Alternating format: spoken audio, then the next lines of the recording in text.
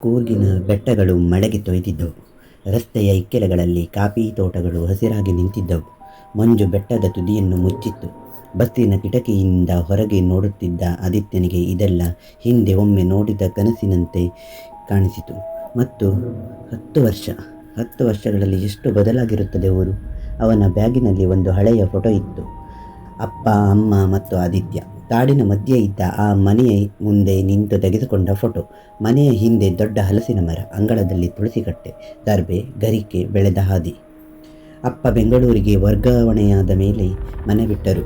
ಆದಿತ್ಯ ಆಗ 8 ವರ್ಷದವನು. ನಂತರ ಓದು, ಕೆಲಸ, ಬದುಕು ಎಲ್ಲ ಬೆಂಗಳೂರಿನಲ್ಲೇ ಆಯಿತು. ಆದರೆ ಆ ಮನೆ ಯಾವತ್ತೂ ಮನಸ್ಸಿನ ಒಂದು ಮೂಲೆಯಲ್ಲಿ ಉಳಿದಿತ್ತು. ಬಾಲ್ಯದ ಮಣ್ಣಿನ ವಾಸನೆ, ಮಳೆಯ ಶಬ್ದ, ಅಮ್ಮನ ಕೈ ಅಕ್ಕಿ ರೊಟ್ಟಿಯ ರುಚಿ. ಅಪ್ಪ ತೀರಿ ಹೋದ ಮೇಲೆ ಕಾಗದ ಪತ್ರ ನೋಡುತ್ತಿದ್ದಾಗ ಆ ಮನೆಯ ದಾಖಲೆ ಸಿಕ್ಕಿತು. ಆ ಮನೆ ಇನ್ನೂ ಅಪ್ಪನ ಹೆಸರಿನಲ್ಲೇ ಇತ್ತು. ಆದಿತ್ಯ ಅದನ್ನು ನೋಡಿ ತಕ್ಷಣ ತೀರ್ಮಾನ ಮಾಡಿದ. ಒಮ್ಮೆ ಹೋಗಿ ಬರಬೇಕು, ಆ ಮನೆ ನೋಡಬೇಕು. ಬಸ್ಸು ಮಡಿಕೇರಿಗೆ ತಲುಪಿತು.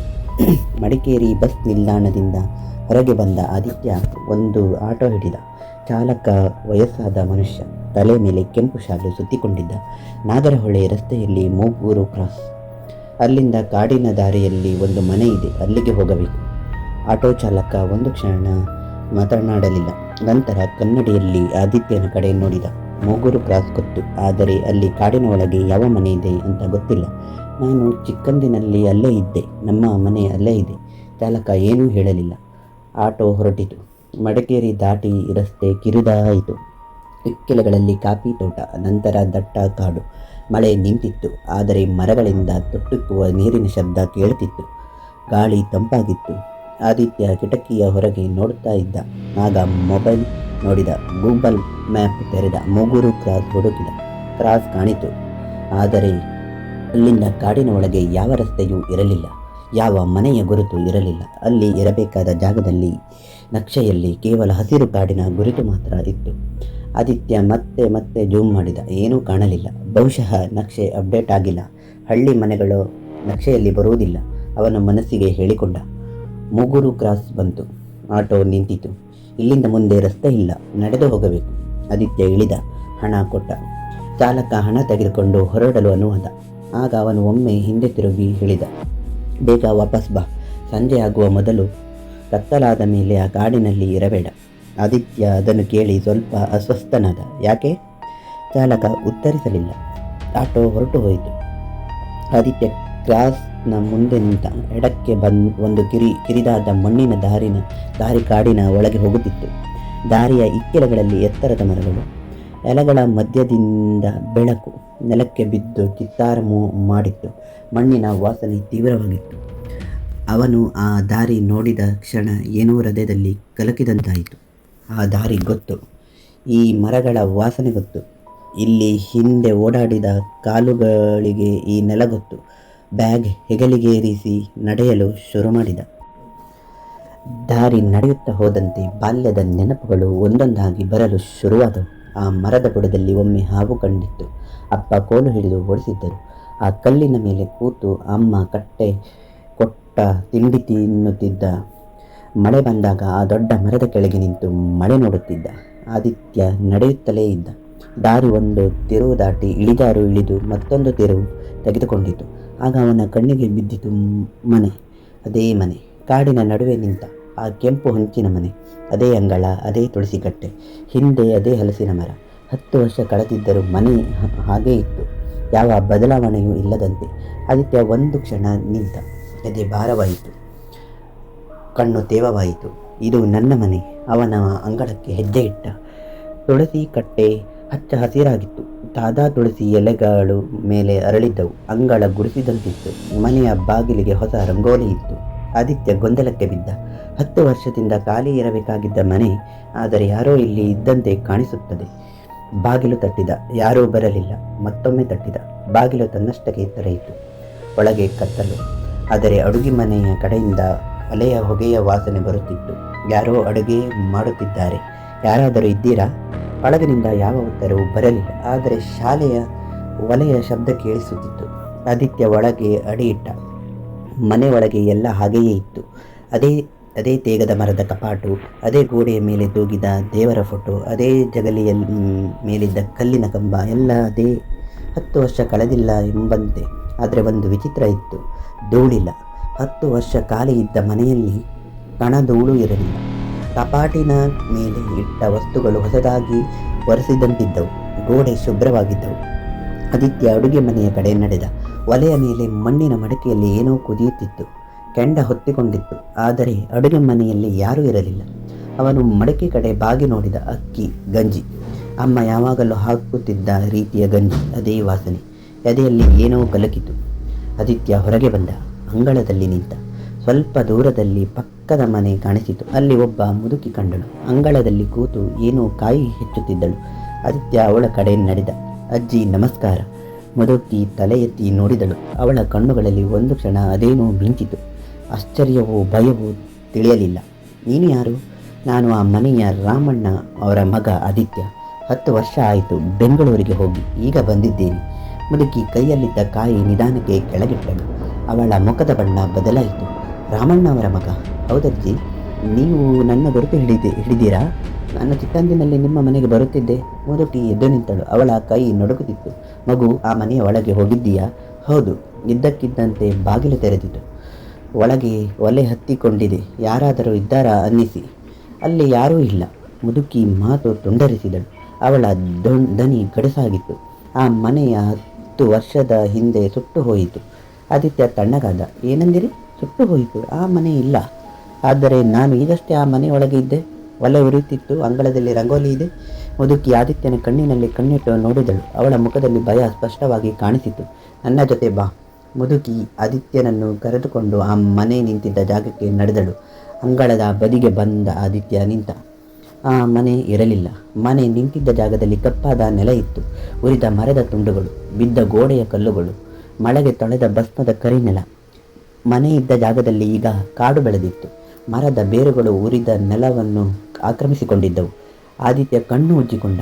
ಮತ್ತೆ ನೋಡಿದ. ಉರಿದ ನೆಲ, ಬಿದ್ದ ಗೋಡೆ, ಮನೆ ಇಲ್ಲ. ಇದು ಹೇಗೆ ಸಾಧ್ಯ? ನಾನು ಇಲ್ಲಿ ಒಳಗೆ ಹೋಗಿದ್ದೆ.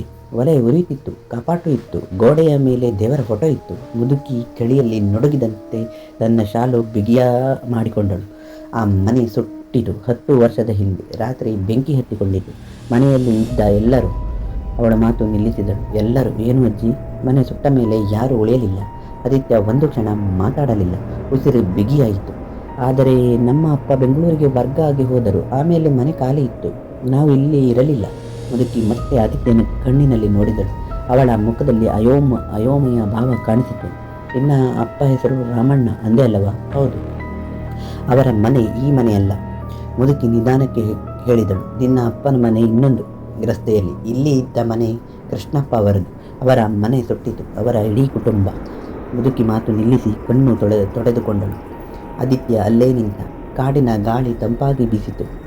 ಮರಗಳ ಎಲೆಗಳು ಸದ್ದು ಮಾಡಿದವು. ಅಜ್ಜಿ, ಆ ಮನೆಯಲ್ಲಿ ನಾನು ಕಂಡದ್ದೇನು? ಮುದುಕಿ ಒಂದು ಕ್ಷಣ ಮಾತಾಡಲಿಲ್ಲ. ಕೃಷ್ಣಪ್ಪ ಅವರ ಮನೆ ಸುಟ್ಟ ಮೇಲೆ ಊರಿನ ಜನ ಅನೇಕ ಅನ್ನುತ್ತಾರೆ, ಆ ಜಾಗದಲ್ಲಿ ಸಂಜೆಯಾದ ಮೇಲೆ ದೀಪ ಕಾಣಿಸುತ್ತದೆ ಅಂತ, ಒಲೆಯ ಹೊಗೆ ವಾಸನೆ ಬರುತ್ತದೆ ಅಂತ, ಮನೆ ಇದ್ದ ಹಾಗೆ ಕಾಣಿಸುತ್ತದೆ ಅಂತ. ಆದರೆ ಅಲ್ಲಿ ನಿಜವಾದ ಮನೆ ಇಲ್ಲ, ಹೋದ ಮನೆ. ಆದಿತ್ಯ ಆ ಸುಟ್ಟ ನೆಲವನ್ನು ನೋಡಿದ. ಮಳೆಗೆ ಕಪ್ಪಾದ ನೆಲ, ಉರಿದ ಮರ, ಅವಶೇಷ. ಅವರ ಮನೆಯ ಒಳಗೆ ಯಾರೋ ಇದ್ದರು. ಅಜ್ಜಿ, ಮುದುಕಿ ನಿಧಾನಕ್ಕೆ ಉಸಿರು ಬಿಟ್ಟಳು. ಕೃಷ್ಣಪ್ಪ ಅವರ ಹೆಂಡತಿ ಮತ್ತು ಅವರ ಮಗ. ಆ ಮಗನಿಗೆ ಆವಾಗ 8 ವರ್ಷ ಆಗಿತ್ತು. ನಿನ್ನ ವಯಸ್ಸಿನ ಹುಡುಗ. ಆದಿತ್ಯ ಕಣ್ಣು ಮುದುಕಿಸಿದ. ಕೃಷ್ಣಪ್ಪ ಅವರು ಊರಿಗೆ ಹೋಗಿದ್ದರು ಆ ರಾತ್ರಿ. ಬೆಂಕಿ ಸುದ್ದಿ ತಿಳಿದು ಓಡಿ ಬಂದರು. ಆದರೆ ತುಂಬ ತಡ ಆಗಿತ್ತು. ಮನೆ ಉರಿದು ಮುಗಿದಿತ್ತು. ಒಂದು ದೊಡ್ಡ ಮೌನಲ್ಲಿ ಆವರಿಸಿತು. ಕೃಷ್ಣಪ್ಪ ಅವರೀಗ ಎಲ್ಲಿದ್ದಾರೆ? ಮುದುಕಿ ಕಾಡಿನ ಕಡೆ ನೋಡಿದಳು. ಅವಳ ಕಣ್ಣು ದೂರದ ಯಾವ ಜಾಗಕ್ಕೋ ತಿರುಗಿತ್ತು. ಮನೆ ಸುಟ್ಟ ಮೇಲೆ ಅವರು ಊರು ಬಿಟ್ಟರು. ಆದರೆ ಆ ಊರಿನ ಜನ ಹೇಳುತ್ತಾರೆ, ಪ್ರತಿ ವರ್ಷ ಒಮ್ಮೆ ಬರುತ್ತಾರೆ ಅಂತ. ರಾತ್ರಿ ಬರುತ್ತಾರೆ. ಆ ಸುಟ್ಟ ನೆಲದ ಮೇಲೆ ಕೂತು ಹೆಂಡತಿ ಮಗನ ಹೆಸರು ಕರೆಯುತ್ತಾರೆ ಅಂತ. ಆದಿತ್ಯ ನಿಧಾನಕ್ಕೆ ಆ ಸುಟ್ಟ ನೆಲದ ಕಡೆ ನೋಡಿದ.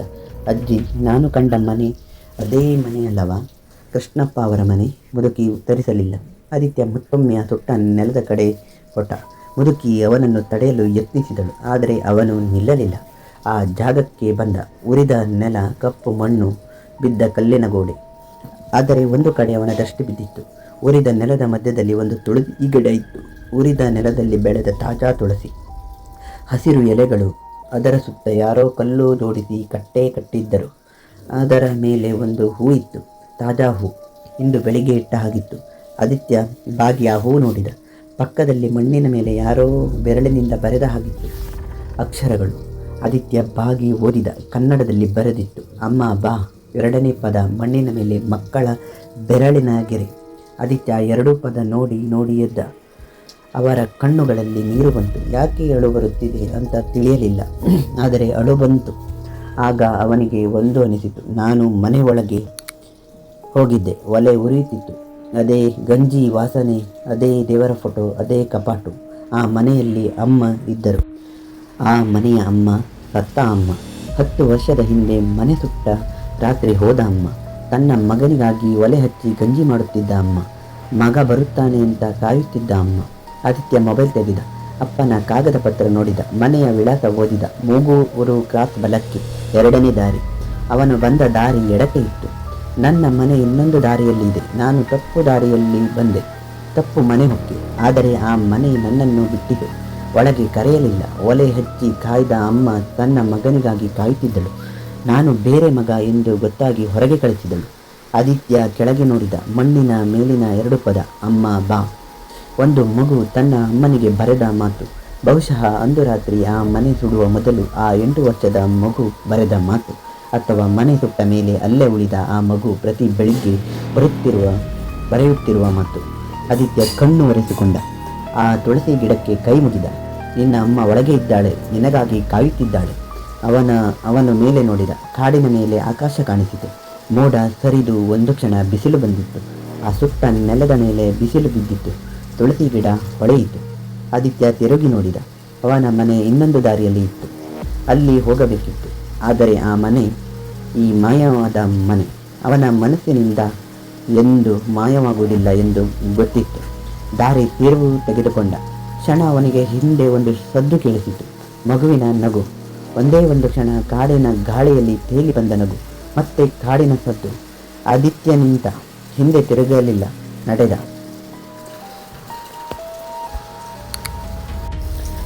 ಬೆಟ್ಟ, ರಸ್ತೆ, ಘಟ್ಟ, ರಾತ್ರಿ ಪ್ರಯಾಣದಲ್ಲಿ ನಿಮಗೆ ಏನಾದರೂ ಅನುಭವ ಆಗಿದ್ದರೆ ಡಿಸ್ಕ್ರಿಪ್ಷನ್ನಲ್ಲಿರೋ ಇಮೇಲ್ಗೆ ಕಳುಹಿಸಿ. ಎಲ್ಲ ನಿಜ ಕತೆ ಓದುತ್ತೇನೆ.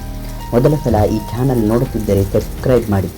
ಪ್ರತಿ ವಾರ ರಾತ್ರಿ ಒಂದು ಹೊಸ ಕತೆ. ಜಮ್ ಸ್ಟೋರಿ ಇಲ್ಲ, ಮ್ಯೂಸಿಕ್ ತಂತ್ರ ಇಲ್ಲ, ನಿಜ ಅನ್ನಿಸದಿರಲಾಗದ ಕತೆಗಳು ಅಷ್ಟೇ. ಮುಂದಿನ ವಾರ ಸಿಗೋಣ. ಬಾ.